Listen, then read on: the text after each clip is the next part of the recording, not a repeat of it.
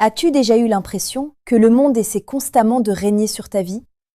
Qu'il te dicte ce qu'est la réussite, ce qui mérite d'être poursuivi, et qui tu devrais être? Il existe aujourd'hui une tyrannie silencieuse, non pas faite de couronne ou de trône, mais de finances, de statut social et d'apparence. Nous servons ces faux rois chaque fois que nous leur laissons décider de notre valeur. Mais aujourd'hui, l'Église nous rappelle ceci. Il n'y a qu'un seul vrai roi, le Christ roi. Les rois de ce monde ne portent pas de manteaux royaux. Ils se déguisent en ambition, en productivité, en besoin de tout contrôler. Ils murmurent « Travaille plus, possède plus, reste pertinent, ne te laisse jamais dépasser ». Nous passons nos journées sur ce tapis roulant sans fin, cherchant la sécurité tout en devenant plus anxieux que jamais. Plus nous possédons, plus nous craignons de perdre. Plus nous montons haut, plus notre paix devient fragile.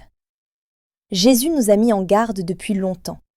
Il est plus facile à un chameau de passer par le trou d'une aiguille qu'à un riche d'entrer dans le royaume des cieux.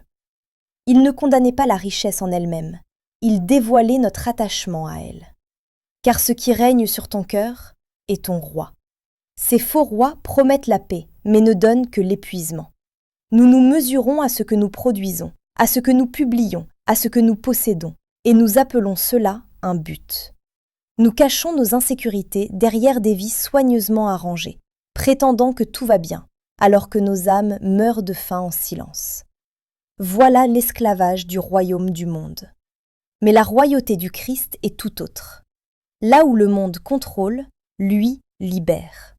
Là où le monde exige, lui restaure.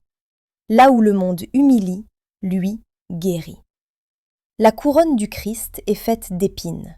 Son trône est la croix. Son règne est un amour qui chasse la peur et une miséricorde qui brise les chaînes.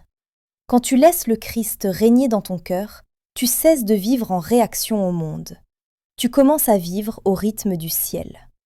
Il a dit « Si quelqu'un veut venir à ma suite, qu'il renonce à lui-même, qu'il prenne sa croix et qu'il me suive. » Ce n'est pas une oppression, c'est une libération. Car la croix, lourde au début, devient le chemin vers la liberté.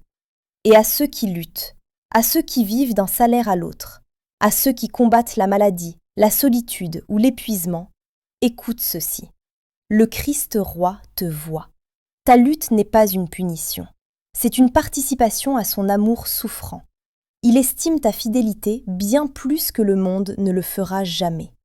Ta persévérance cachée est un acte royal de confiance en son royaume. Alors aujourd'hui, demande-toi, quels rois ont régné sur mon cœur ces derniers temps?